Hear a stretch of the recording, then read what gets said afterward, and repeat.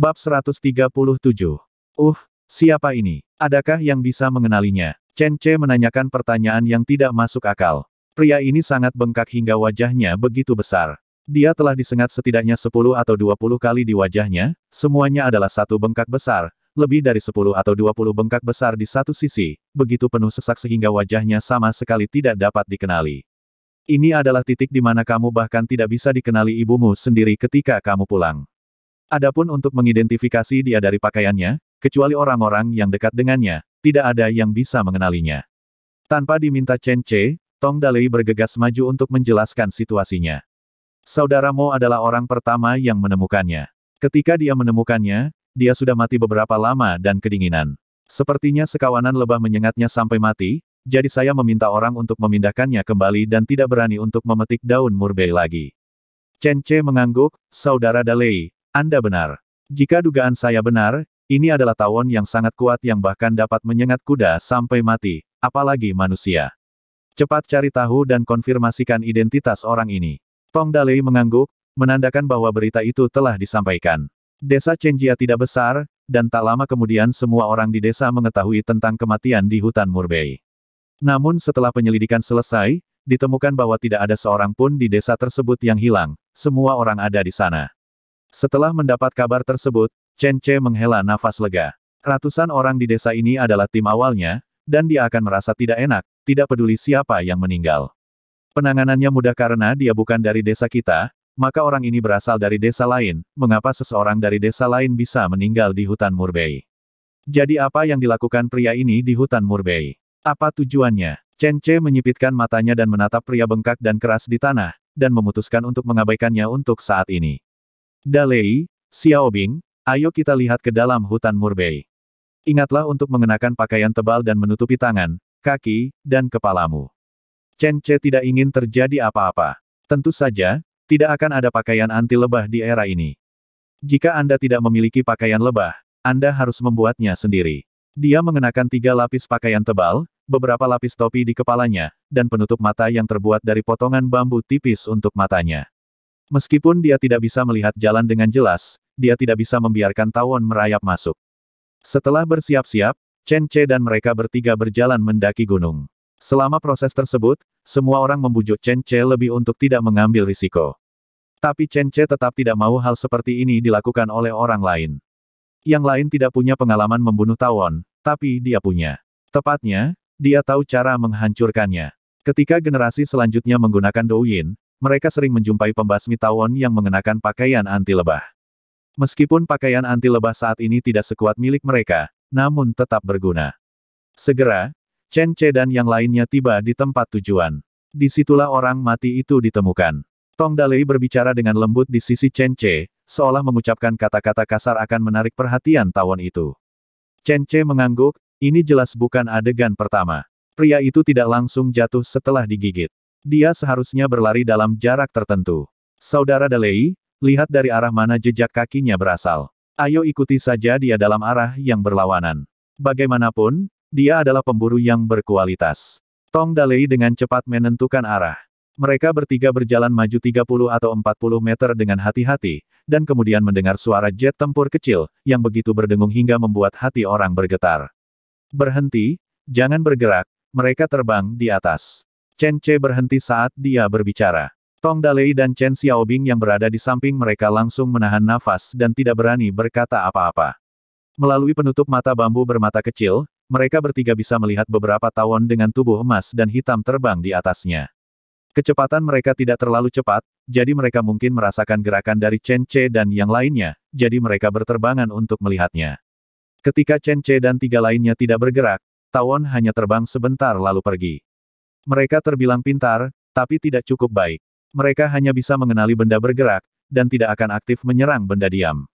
Setelah beberapa tawon terbang, Chen Ce berkata sambil tersenyum masam, oke, kamu bisa bernapas, tidak perlu menahan napas, mereka belum begitu pintar. Tong Dalei dan yang lainnya menghela nafas lega, terengah-engah, jantung mereka berdebar seperti genderang. Tuan, ini terlalu berbahaya. Ayo pergi. Chen Xiaobing menyarankan. Bagaimanapun, hewan ini baru saja menyengat seseorang sampai mati. Sekarang Chen Ce ingin mengambil risiko, dia sedikit khawatir. Tidak, Kalau kita pergi, hutan murbei ini akan rusak. Bagaimana mungkin penduduk desa berani datang dan memetik daun murbei? Ada sesuatu yang mematikan di dalam hutan murbei. Siapa yang berani datang ke sini? Sarang tawon ini harus diatasi, jika tidak, masalahnya akan menjadi besar. Di bawah desakan Chen Che, Tong Dalei dan yang lainnya tidak punya pilihan selain mengikuti Chen Che dan dengan hati-hati mendekati sarang tawon. Segera, Chen Che dan 3 orang lainnya tiba di pohon besar tempat sarang lebah berada. Tuan, mengapa kita tidak melihat sarang lebah? Chen Xiaobing ingat bahwa sarang lebah seharusnya ada di pohon, bukan? Tapi sekarang dia hanya mendengar suara banyak tawon terbang di dekatnya, dan bisa melihat mereka datang dan pergi, tapi dia tidak melihat di mana sarang tawon itu berada. Itu ada di dalam tanah. Soalnya, tumpukan pecahan pasir di tanah itulah yang mereka keluarkan sedikit demi sedikit dari tanah. Kalau bukan itu yang kuharapkan, sarang ini ada di bawah pohon besar ini. Ini pohon murbei sangat buruk sehingga mereka melubanginya. Bagi Chen Che, situasi ini benar-benar di luar kebiasaan. Tidak jarang melihat orang menggali sarang lebah di pepohonan di Douyin. Namun bagi Tong Dalei dan yang lainnya, mereka merasa sangat luar biasa setelah melihat dunia. Setelah menentukan lokasi dan mengetahui gerombolan tawon, Chen Che mundur bersama 2 orang. Kembali ke desa, penduduk desa bergegas menanyakan situasinya. Chen Che melambaikan tangannya, sekarang lokasi tawon telah ditentukan, jumlahnya cukup banyak. Selanjutnya, kita perlu mendiskusikan cara untuk mengatasinya. Banyak penduduk desa yang pernah melawan lebah sebelumnya, dan beberapa menyarankan untuk menggunakan sapu yang padat sebagai senjata, sehingga satu sapu dapat membunuh mereka semua. Yang lain menyarankan penggunaan api untuk membakar lebah. Namun cara ini tidak dapat diandalkan. Jika berada di atas pohon, menyerang dengan api adalah cara yang baik. Namun sayangnya, lebah-lebah ini berada di bawah tanah, sehingga serangan api menjadi tidak dapat diandalkan. Kecuali jika dibakar dengan bensin atau apalah, tapi di mana dia bisa menemukan bensin sekarang? Tentu saja, alkohol kental juga bisa digunakan. Tapi itu akan terlalu sia-sia. Kepompong tawon adalah hidangan yang sangat bergizi. Chen Che masih ingin mencicipi kepompong dunia ini. Pada akhirnya, Chen Che memutuskan sendiri dan menyerang dengan air. Serangan air mendidih. Saat itu, Chen Che mengundang semua orang untuk naik gunung dan pergi ke ruang anggur untuk mulai merebus air. Ada 2 pot besar di ruang wine, diameter 1,5 meter, yang masing-masing bisa menampung 2 muatan air. Rebus air di sini dulu, lalu minta orang membawa 4 ember air ke tempat tawon berada. Pengangkut air tidak berani meminta mereka terlalu dekat. Ketika mereka berada di tempat aman yang berjarak 100 meter dari sarang lebah, Chen Che membawa air secara terpisah. Semakin dekat, semakin terdengar suara tawon tersebut seperti jet tempur. Namun suara mereka akan segera berakhir. Setelah 4 muatan air ditempatkan, meskipun suhu air saat ini sudah sedikit turun, suhunya masih 70 atau 80 derajat Celcius, yang berakibat fatal bagi tawon-tawon ini. Kalian berdua mundur dulu, ambil jaringnya, dan tunggu sampai aku membunuh pasukan besar mereka. Jangan sampai terkena air panas, kalau tidak kalian akan terluka. Chen Che sendiri yang beraksi, dan baru mulai mengambil tindakan setelah Tong Dalei dan keduanya mundur beberapa meter jauhnya. Pertama temukan pintu masuk dan keluar tawon. Sambil terkekeh, Chen Che mengambil sebotol air dan menuangkannya langsung ke pintu masuk gua. Ada tawon yang masuk dan keluar dari pintu masuk dan keluar. Ketika air mendidih disiramkan ke atasnya, mereka semua mati tersiram air panas tanpa meronta. Namun sesaat kemudian, ada pintu masuk dan keluar di tempat lain yang berjarak setengah meter. Segerombolan tawon merangkak keluar. Melihat mereka akan terbang, Chen Che segera menuangkan sesendok air lagi ke atas mereka. Dengan bunyi letupan, sesendok air dipercikkan ke tawon, dan beberapa tawon yang baru saja terbang langsung tersiram air panas hingga mati. Namun semakin banyak tawon yang masih mencoba merangkak keluar. Bagaimana Chen Che bisa memberi mereka kesempatan? Sendok demi sendok air diambil dan dituangkan ke saluran masuk dan jalan keluarnya. Satu persatu akan mati. Air mendidih pada suhu 70 atau 80 derajat merupakan pukulan yang mengurangi dimensi bagi mereka. Ember air dengan cepat habis. Pada saat ini, banyak tawon juga terbang kembali dari udara. Ketika mereka melihat rumah mereka diserang, mereka segera bergegas menuju Chen Che untuk membunuhnya. Chen Che mengambil air mendidih dan menuangkannya sendok demi sendok. Meski hal ini akan menyebabkan luka pada pohon murbei di sekitarnya, lalu kenapa? Itu hanya beberapa pohon murbei, bagaimana Chen Che bisa peduli? Guyuran. Seember air lagi dicurahkan. Memasuki pintu masuk, seekor tawon lain merangkak keluar. Ternyata masih banyak tawon di dalamnya yang belum mati. Chen Che mengulangi trik lamanya dan terus mengambil air dan memercikkannya. Muatan air kedua segera dicurahkan, dan masih tersisa 2 muatan. Chen Che memiliki banyak amunisi, tetapi tidak ada tawon yang merangkak keluar dari pintu masuk atau keluar. Chen Che tidak percaya bahwa mereka sudah mati. Mengabaikan serangan beberapa tawon sporadis di udara, Chen Che bersiap menggunakan cangkul untuk memperluas pintu masuk dan keluar tawon. Tong Dalei dan Chen Xiaobing segera datang membantu. Chen Che tidak berdebat dengan mereka tentang masalah ini. Dia memberi mereka cangkul dan mengambil air untuk persiapan. Benar saja, setelah pintu masuk dan keluar dibuka, seekor tawon yang masih hidup langsung merangkak keluar. Di bundaran pintu masuk gua, meski tawonnya mati di mana-mana, masih ada lagi yang belum direndam dalam kuah. Chen Che menuangkan sesendok air, menyebabkan sebagian besar diguyur air mendidih hingga mati. Ini benar-benar efektif. Ada di sini, ini, dan ini. Tong Dalei dengan keras berkata membuka pintu masuk dan keluar lagi, lalu menunjuk ke arah tawon yang merangkak keluar dan berteriak. Chen Che menuangkan air mendidih yang telah dia siapkan sejak lama ke atasnya, dan tawon itu tersiram air panas sampai mati. Dengan upaya Tong Dalei dan Chen Xiaobing, pohon murbei besar itu dirobohkan. Seperti yang diharapkan Chen Che, pohon murbei telah digerogoti sampai ke intinya, jadi mematahkannya tidak menyia-nyiakan banyak tenaga. Bab 138. Meski tahu sarangnya akan sangat besar, Chen Che tetap dikejutkan oleh sarang yang berdiameter hampir 1 meter itu. Saya melihat di bawah batang pohon yang terbuka, ada lapisan satu demi satu, semacam sarang fiksi ilmiah dengan 4 lapisan. Lapisan di tengah lebih besar, dan lapisan di sisi atas dan bawah lebih kecil. Masih banyak tawon yang belum mati. Ketika mereka melihat Chen Che dan yang lainnya, mereka semua bangkit untuk membunuh mereka. Tentu saja, Chen Che tidak bisa memanjakan mereka. Setelah beberapa sendok air mendidih lagi, tawon ini mati total, tanpa kemungkinan atau harapan untuk bangkit kembali. Hanya banyak tawon yang masih terbang di udara. Banyak dari mereka keluar untuk melakukan tugas dan terbang kembali untuk menyelamatkan ratunya. Sayangnya, sudah terlambat. Beberapa dari mereka terbang ke sana kemari, dan beberapa hendak membunuh Chen Che dan yang lainnya. Namun, pakaian berat pada Chen Che dan yang lainnya membuat mereka tidak mungkin menusuknya dengan jarum. Melihat sarang yang penuh dengan kepompong lebah, Chen Che menyeringai bahagia.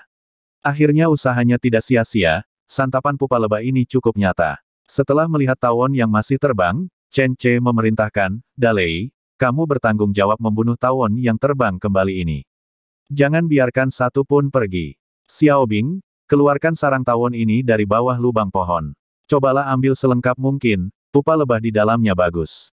Iya, kedua orang itu segera mulai menjalankan tugasnya masing-masing.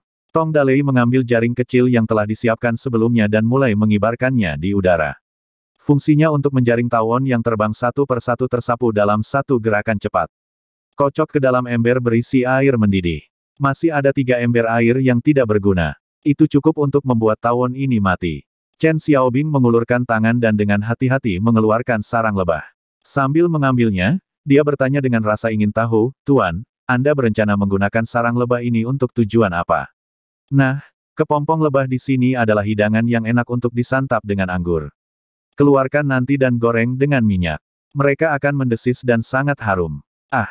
Chen Xiaobing tercengang. Sarang lebah di tangannya baru saja putus. Dari bagian itu, dia bisa melihat kepompong lebah gemuk yang masih memutar-mutar tubuh mereka. Apakah ini bisa dimakan? Chen Xiaobing menelan ludah dan bertanya dengan tidak percaya. Dia telah mengalami kesulitan saat tumbuh dewasa. Dia telah makan banyak sayuran liar yang aneh, tetapi ini adalah pertama kalinya dia mendengar bahwa serangga yang terlihat begitu kejam dapat dimakan. Lagi pula, bukankah benda ini terlihat seperti kepompong ulat sutera kecil? Tentu saja kamu bisa memakannya, dan itu juga makanan lezat yang langka. Chen Che tidak menjelaskan terlalu banyak kepadanya. Bagaimanapun, itu akan digoreng sampai matang, dan Chen Xiaobing sendiri akan mengetahuinya. Mendengarkan 3 orang berbicara dan tertawa di hutan Murbei, Luo Sanshan, yang sedang menunggu di luar dan merasa khawatir, tidak dapat menahan diri untuk tidak berteriak keras, suamiku, bagaimana keadaanmu? Apakah Anda baik-baik saja? Apa kami sudah boleh masuk atau belum? Dia sudah ingin masuk, dan Qiu Yaoer bahkan sudah menyiapkan kapaknya. Begitu Chen Che setuju, mereka bergegas masuk. Faktanya, menurut Qiu Yaoer, Luo Sanshan dan yang lainnya, Chen Che seharusnya tidak mengambil risiko ini. Kepala desa dan warga desa juga mempunyai pemikiran yang sama. Tapi Chen Ce bersikeras untuk pergi, jadi mereka tidak punya pilihan. Mendengar teriakan itu, Chen Ce memandang Tong Dalei, yang sudah lama tidak menangkap tawon. Chen Ce tersenyum dan berkata, "Sudah cukup, kalian bisa masuk." Hulala, sejumlah besar penduduk desa segera berdatangan. Mereka sangat mengkhawatirkan Chen Ce dan yang lainnya. Sesuatu bisa terjadi pada siapapun, tetapi tidak pada Chen Ce. Ini dewa di desa mereka. Tuan suami, Luo Sanshan dan Qiyu Yaoer segera bergegas, diikuti oleh 3 harimau, 2 anjing, dan hewan peliharaan lainnya. Mereka telah menerima perintah dari Luo Sanshan, dan ketika mereka masuk, mereka hendak menangkap jatuh semua lebah yang seperti pesawat terbang. Faktanya, sebelum operasi dimulai, Luo Sanshan menyarankan agar ketiga harimau itu memimpin dan menghancurkan sarang lebah terlebih dahulu. Namun ide ini langsung ditolak oleh Chen Ce. Belum lagi 3 anak harimau yang belum dewasa, bahkan 3 ekor harimau dewasa ganas pun tidak akan berani memprovokasi kawanan tawon sebanyak itu. Kecuali kera tegak yang menakutkan, tawon pada dasarnya tidak terkalahkan di alam liar. Bahkan beruang buta yang tahu cara makan madu tidak akan memprovokasi mereka. Pertama, tawon ini lebih kuat dari lebah, dan sengatannya beberapa kali lebih menyakitkan dibandingkan lebah. Kedua, tawon ini tidak menghasilkan madu. Beruang buta hanyalah beruang buta. Mereka bukanlah beruang bodoh. Jika Chen Ce menyetujui usulan Luo Sanshan pada saat itu, hasil perkiraannya adalah ketiga harimau itu disengat tawon dan mereka tidak dapat mengenali penampilan aslinya. Bahkan mungkin saja, berakhir seperti orang yang meninggal sebelumnya, dia disengat dan menjadi bangkai harimau yang bengkak. Jangan khawatir, kami semua baik-baik saja. Kami terlindungi dengan baik dengan memakai pakaian yang begitu tebal. Harap berhati-hati saat melangkah. Kalian bisa mengumpulkan bangkai tawon ini dan kemudian merendamnya dalam arak. Cukup ampuh mengobati rematik dan penyakit lainnya. Setelah mendengar perkataan Chen Ce, penduduk desa mengambil tindakan satu demi satu, mencari alat untuk mengemas bangkai tawon di seluruh tanah. Beberapa orang juga maju untuk membantu Chen Xiaobing, baik membantunya mengeluarkan sisa sarang, atau membantunya mengumpulkan tawon yang belum pandai terbang tetapi telah tumbuh menjadi dewasa. Sekelompok orang bekerja lebih dari setengah jam sebelum akhirnya membersihkan semua tawon. Untuk mencegah tawon yang belum kembali dari luar terus menimbulkan masalah di sini, Chen Ce menyuruh orang menjaga di sini sebelum pergi, dan membunuh setiap tawon yang dilihatnya. Tawon adalah makhluk yang sama sekali tidak berguna bagi manusia. Chen Ce tidak akan mempertimbangkan apakah hal itu akan merusak ekologi atau semacamnya. Orang yang berhati penuh dengan kebajikan suci ditakdirkan untuk gagal dalam mencapai hal-hal besar. Setelah menyelesaikan masalah ini, Chen Ce tidak menganggapnya sebagai masalah besar. Namun bagi penduduk desa, saat mereka melihat ke arah Chen Ce, mereka menjadi semakin memujanya. Penduduk desa merasa bahwa 4 kata ini, berani dan banyak akal, dibuat khusus untuk Chen Ce. Ketika Chen Ce kembali ke desa bersama orang-orangnya, Wang Hongwen, He Zong, Liu Ziying dan lainnya telah menerima kabar tersebut dan sedang menunggu di rumah Chen Ce. Semua orang lega melihat Chen Ce baik-baik saja. Kami bingung, bagaimana kamu bisa mengambil resiko seperti itu? Tahukah kamu bahwa harapan seluruh desa bergantung padamu sendiri? Wang Hongwen sangat marah hingga dia memarahi Chen Ce. Menghadapi lelaki tua yang marah itu, Chen Ce hanya bisa tertawa. Kamu, lain kali jika hal seperti ini terjadi, jangan terlalu gegabah. Jika Anda terluka, apa yang akan kamu lakukan terhadap ratusan orang di desa ini? Itu lebah pembunuh, kamu punya nyali terlalu besar. Orang tua itu kemudian memulai pelajaran dengan Chen Ce, berbicara tentang efek berbahaya dari tawon ini. Wang Hongwen mengatakannya dengan sangat serius, dan ada data yang mendukungnya. Yang dia tahu adalah bahwa tawon tersebut telah membunuh orang lebih dari 10 kali, dan 1 orang atau lebih bisa terbunuh setiap kali lebah jenis ini bertindak. Sebagai penjelajah waktu, Chen Ce secara alami tahu cara menghadapi tawon. Namun bagi masyarakat zaman sekarang, semua orang akan ketakutan saat mendengarnya. Terutama mata Qiyu Yaoer, Luo Sanshan dan Liu Xiaoxiao tiba-tiba memerah. Mereka telah menghentikan Chen Ce sebelumnya, tetapi mereka tidak menyangka masalah ini akan begitu berbahaya. Sangat menakutkan untuk memikirkannya sekarang, terutama ketika Wang Hongwen meminta orang-orang untuk melihat jenazahnya. Ketika mereka melihat mayat yang bengkak, mereka sangat ketakutan sehingga mereka mulai menangis dan melemparkan diri ke arah Chen Ce, memohon padanya untuk tidak pergi lain kali. Jangan terlalu gegabah lagi. Setelah jaminan berulang kali dari Chen Ce, mereka bertiga akhirnya berhenti menangis. Tong Dalei, Chen Xiaobing dan lainnya juga dimarahi oleh Wang Hongwen, dan Tong Dalei dipukul beberapa kali oleh ayahnya. Hal itu membuat Chen Ce tercengang. Namun, dia juga memahami kekhawatiran semua orang dengan sangat baik, terutama setelah Wang Hongwen berbicara tentang insiden pembunuhan lebah berkali-kali, dia semakin memahaminya. Keterbatasan zaman membuat mereka menganggap tawon sebagai binatang buas, bahkan lebih menakutkan dibandingkan harimau yang menyakiti manusia sebelumnya. Namun, ketika mereka menyantap kepompong lebah goreng yang berwarna kecoklatan dan penuh aroma asin, mereka tiba-tiba mulai memahami Chen Ce lagi. Bab 139. Kepompong lebah yang hanya seukuran jari kelingking, berwarna putih, empuk, dan masih berkerumun, dipetik dengan hati-hati dengan batang bambu. Setelah dicuci sebentar, mereka mulai memanaskan minyak di wajan. Saat minyak sudah 60% panas, mereka hendak meletakkan pupa dan menggorengnya. Kepompong lebahnya empuk dan tidak perlu digoreng lama-lama, sebentar lagi akan digoreng hingga berwarna kecoklatan. Lalu angkat, tiriskan minyak dan airnya, taburi garam halus, buat berlima bubuk bumbu, dan lapisi selagi panas. Masukkan satu ke dalam mulut Anda, dan sedikit aroma akan muncul hanya dengan mengunyahnya. Setelah Chen Ce mentraktir Wang Hongwen dan yang lainnya makan pupa lebah, lelaki tua itu tidak pernah lagi menyebutkan bahaya lebah pembunuh. Dalam kata-katanya, meskipun seorang pria tidak berdiri di bawah tembok yang berbahaya, mengambil risiko untuk mencari makanan lezat juga merupakan suatu pujian bagi seorang pria. Kepompong lebah telah dimakan, dan masalah lebah pembunuh telah teratasi, namun mayatnya masih menjadi masalah. Di meja makan keluarga Chen Ce mengundang Wang Hongwen, He Zong, Liu Ziying, Tong Dalei dan putranya, Chen Xiaobing, Xiao Zuang dan lainnya. Setelah semua orang mencicipi kepompong lebah dengan indah, mereka mulai membuat penilaian sendiri tentang mayat tersebut. Orang itu bukan dari desa kita, dia juga tidak ada di sini untuk membantu, jadi dia hanya bisa dari desa lain. Tapi karena kematiannya terlalu membengkak, aku khawatir ibuku sendiri pun tidak akan bisa mengenali identitas aslinya.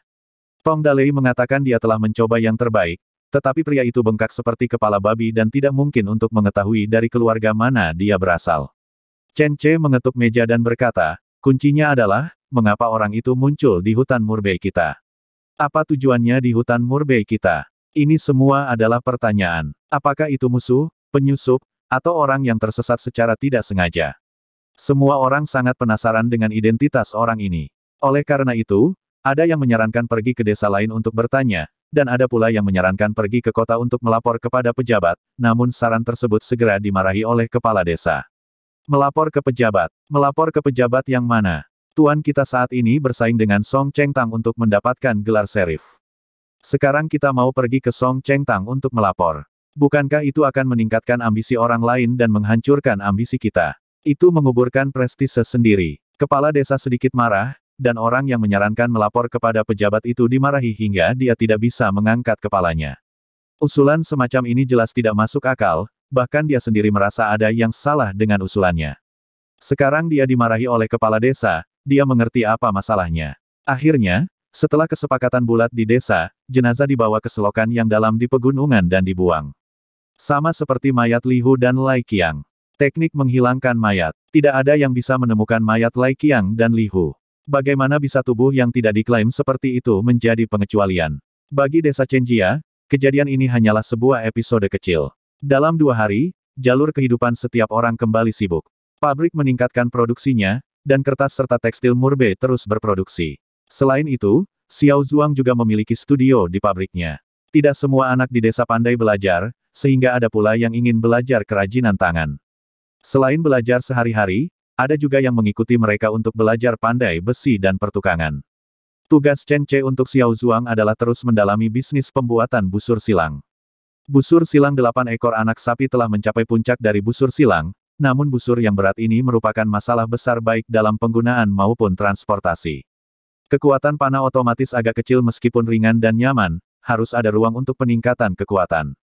Oleh karena itu, arah utama serangan Xiao Zuang sekarang adalah menciptakan panah yang lebih kuat berdasarkan panah tangan, yang juga dapat mempertimbangkan kenyamanan dan kecepatan menembak. Tentu saja, karya inovatif semacam ini tidak bisa efektif dalam 1 atau 2 hari, jadi Chen Ce memberi mereka cukup waktu. Namun Xiao Zuang sedikit stres. Meskipun Chen Ce tidak menetapkan batasan waktu bagi mereka untuk menyelesaikannya, mereka menetapkan tujuan untuk memproduksi produk jadi dalam waktu 1 bulan. Oleh karena itu, keduanya bekerja keras dengan 5 atau 6 anak. Di antara mereka, putra Xiao Zuang, Xiao Yong, seorang siswa berprestasi, direkrut oleh ayahnya setiap kali dia ada urusan, dan dia sering mengatasi beberapa kesulitan teknis. Oleh karena itu, Wang Hongwen yang menjabat sebagai dekan cukup marah karena ujian musim gugur akan segera tiba. Dalam hal ini, menurutnya anak-anak seperti Xiao Yong harus berkonsentrasi pada studinya daripada berlari membantu ayahnya mendapatkan mainan. Xiao Yong sedikit tidak berdaya tentang hal ini, karena kali ini dia sudah pasti menjadi pemenang dalam ujian musim gugur Tongsheng. Hanya saja dia tidak berani mengucapkan kata-kata seperti itu di depan Tuan Dekan Tua. Jika dia mengatakan sesuatu, dia pasti akan dirobohkan oleh Tuan Tua dengan tanda, bangga dan sombong, lalu menamparkan telapak tangannya dengan keras dengan tangannya. Anak-anak di desa jauh lebih pintar. Semua orang mengatakan bahwa mereka dipengaruhi oleh Chen Ce dan bahwa kemuliaan serta berkah menjadi murid kaisar diberikan kepada anak-anak di desa. Tapi nyatanya banyak juga orang bodoh. Banyak juga hal yang tidak bisa dipelajari. Saat mengerjakan matematika, 3 tambah 2 sama dengan 2. Tuan Tua sangat kecewa dengan hal ini, mengira mereka tidak belajar dengan giat, jadi dia memukul telapak tangan mereka dengan keras, tetapi mereka tetap tidak bisa belajar. Tetapi Chen Ce tahu bahwa itu bukan karena mereka tidak serius, sebenarnya itu bukan bakat yang bisa dipelajari oleh mereka. Jadi dia tidak memaksakannya. Apapun yang mereka suka, jika dia mendukungnya, mereka akan selalu terkenal. Desa Chenjia tidak membesarkan orang-orang yang menganggur. Bahkan sekuntum bunga atau sehelai rumput pun ada gunanya, apalagi manusia. Ini adalah pepatah terkenal dari Chen Ce, dan setiap anak percaya bahwa itu benar. Oleh karena itu, mereka yang tidak mampu belajar kembali membantu keluarganya beternak ulat sutera, memberi makan babi, dan menggembalakan ternak. Ada juga yang tertarik dengan pertukangan kayu, pandai besi, dan lain-lain, sehingga mereka bergabung dengan Sanggar Xiao Zuang, atau mengikuti latihan seni bela diri bersama dengan Yao Er. Sekarang Chen Ce memiliki penjaga toko profesional seperti Lao Lu, banyak hal akan menjadi sangat nyaman. Untuk hal-hal seperti mengimpor dan mengekspor barang dari pabrik dan bengkel, mengirimkan barang dan mengumpulkan uang, Lao Lu hanya perlu menerima pesanan dan memberikannya kepada Chen Ce untuk dilihat. Oleh karena itu, Chen Ce santai saja, berjalan-jalan setiap hari, berganti posisi bersama kedua istrinya, dan berusaha untuk memiliki momongan secepatnya. Kepompong musim ketiga telah terbentuk, dan desa keluarga Chen sekali lagi memasuki tahap sibuk. Lao Lu, penjaga toko dan pengurus rumah tangga, sibuk memesan kepompong di setiap desa dengan tertib. Setiap kali kepompong dikumpulkan, selalu ada warga desa yang ingin mengirimkan kepompong lebih awal, sehingga banyak orang yang mengantri di luar desa Chenjia. Begitu pula saat ini, hanya saja di antara orang-orang tersebut masih ada beberapa orang yang berniat buruk. Di antara mereka, He Laoliu dan yang lainnya adalah yang paling menarik perhatian. Bagaimanapun, mereka adalah gangster terkenal. Meskipun mereka bercampur dalam kerumunan, Laolu tetap menyadari keberadaan mereka. Dia hanya meminta seseorang untuk memberitahu Chen Ce, tetapi tidak mengambil tindakan. Karena He Laoliu dan yang lainnya tidak melakukan gerakan ekstra apapun, mereka hanya melihat sekeliling. Bagaimana Laolu tahu bahwa He Laoliu dan yang lainnya sebenarnya sedang mencari seseorang? Ding Saner telah hilang selama lebih dari setengah bulan. Mereka mengira dia ditangkap oleh orang-orang dari desa Chenjia dan bekerja sebagai kuli. Aku tidak melihat siapapun, kakak keenam. Mungkinkah dia dikurung? Sial, orang-orang di desa Chenjia terlalu berani. Mereka bahkan berani menangkap orang-orang kita, ayo kita lakukan pertarungan dengan mereka. Mereka harus menyerahkan Ding Saner, kalau tidak kita tidak akan pernah selesai dengan mereka. Saran seorang adik laki-laki membuat He Laoliu pusing. Dia menendang adik laki-laki itu mundur beberapa langkah dan berkata, apakah kamu tidak punya otak? Kita akan bertindak diam-diam untuk menghancurkan kebun anggur di desa Chenjia. Mengapa kita keluar untuk memamerkan kartu kita dengan mereka? Adik laki-lakinya merasa sedikit sedih, kalau begitu, saudara keenam, apa yang harus kita lakukan? He Laoliu menunjuk ke gunung belakang, meskipun ada banyak orang, mari kita menyelinap ke gunung belakang dengan tenang. Anak-anak lelaki itu tiba-tiba menjadi ketakutan karena mereka semua memikirkan tawon menakutkan di hutan Murbei di belakang gunung. Meski kurang dari setengah bulan telah berlalu, kerusakan yang ditimbulkan tawon terhadap mereka masih sangat membekas. Ketakutan sedemikian rupa sehingga pikiran tentang tawon kini menyengat mereka semua. Saudara keenam, lupakan saja. Ada lebah pembunuh di sana. Kita sudah cukup menderita, jadi kita tidak boleh pergi ke sana lagi. He Laoliu menendang adiknya lagi, bodoh. Kita jangan pergi ke hutan Murbei. Ayo pergi ke hutan anggur. Tidak mungkin ada lebah pembunuh di hutan anggur, kan? Setelah ditendang dan dimarahi, beberapa adik Helao Liu akhirnya diam-diam menyelinap ke atas gunung. Kali ini siang hari bolong, dan mereka akhirnya tidak akan mencari jalan yang salah. Mereka langsung menuju ke kebun anggur. Sepanjang jalan, Helao Liu memikirkan lelucon yang dibuat oleh Song Chengtang dan yang lainnya selama setengah bulan terakhir. Jelas sekali bahwa mereka akan membakar kebun anggur, tetapi sekelompok orang disengat lebah beracun di seluruh kepala mereka. Sungguh menyedihkan sehingga kata-kata tidak dapat menggambarkannya. Bersambung ke bab selanjutnya.